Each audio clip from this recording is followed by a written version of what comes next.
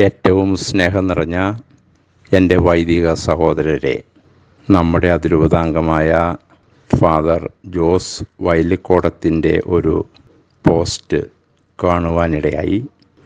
അദ്ദേഹം അതിൽ പറയുന്നത് സഭാചരിത്രത്തിലെ നിർണായകമായ ഒരു തീരുമാനമാണ് എന്ന് വളരെ കൃത്യമായി അർത്ഥശങ്കയ്ക്കിടയില്ലാതെ അദ്ദേഹം പറയുന്നു. അഭിനന്ദനങ്ങൾ വൈലിക്കോടനച്ച ഈ തിരിച്ചറിവിന്. തീർച്ചയായിട്ടും ഇതൊരു നിർണായക സമയം തന്നെയാണ്. നിർണായക സമയം എന്ന് പറഞ്ഞാൽ പരിശുദ്ധ കത്തോലിക്ക സഭയിൽ പത്രോസിൻ്റെ പിൻഗാമിയായ റോമയിലെ മാർപ്പാപ്പയോട് വിധേയത്വവും അനുസരണവും കാണിക്കുവാനുള്ള നിർണായക സമയം തന്നെയാണിത്. സഭാചരിത്രം പരിശോധിച്ചാൽ ഇതുപോലെ പല സമയത്തും ഉണ്ടായിട്ടുള്ള കാര്യങ്ങൾ നമ്മുടെ ഓർമ്മയിലേക്ക് കൊണ്ടുവരാം.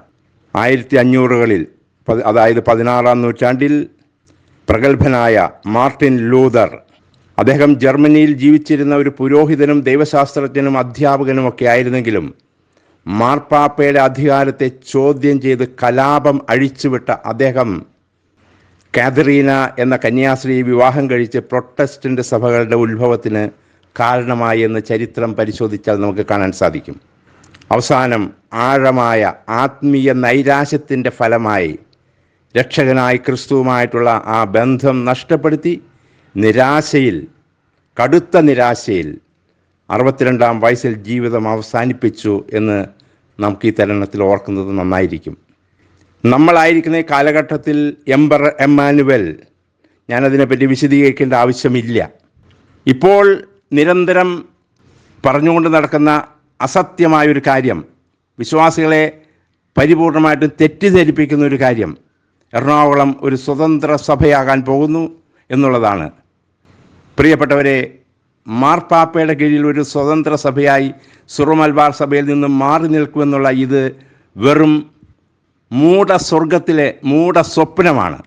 യഥാർത്ഥത്തിൽ മാർപ്പാപ്പ പറഞ്ഞ കാര്യങ്ങൾ അനുസരിച്ചുകൊണ്ട് ഈ കുർബാനയെ അർപ്പിക്കാതെ അനുസരണക്കേട് കാട്ടി നടക്കുന്നവർക്ക് അനുസരണക്കേടിൻ്റെ അംഗീകാരം എന്നോണം പുതിയൊരു സഭ അല്ലെങ്കിൽ അതർ ചർച്ച് സൂയി യൂറിസ് സ്ഥാപിച്ചു നൽകുവാൻ മാർപ്പാപ്പ തയ്യാറാകുമെന്നുള്ള മിഥ്യാധാരണ, ആര് കേട്ടാലും വിശ്വസിക്കാത്ത കല്ലുവെച്ച നുണ ആവർത്തിച്ച് പ്രചരിപ്പിച്ച് വിമതപക്ഷത്ത് ആളെ കൂട്ടാൻ ശ്രമിക്കുകയാണ് എന്ന് പറയാതിരിക്കാൻ നിവൃത്തിയില്ല. എന്തിനാണ് ഇത്തരം നട്ടാൽ കുരുക്കാത്ത നുണകൾ പ്രചരിപ്പിച്ച് ഈ ആളെ കൂട്ടുന്നത് എന്നുള്ളത് മനസ്സിലാകുന്നില്ല. പിശാച് മനസ്സിനെ അന്ധമാക്കിയിരിക്കുന്നു. ഈ അവസരത്തിൽ സ്നേഹപൂർവം പറയുവാനുള്ള ഒറ്റ കാര്യം, റോമായിലെ പരിശുദ്ധ മാർപ്പാപ്പയുടെ വാക്കുകളെ അംഗീകരിക്കുക, അനുസരിക്കുക.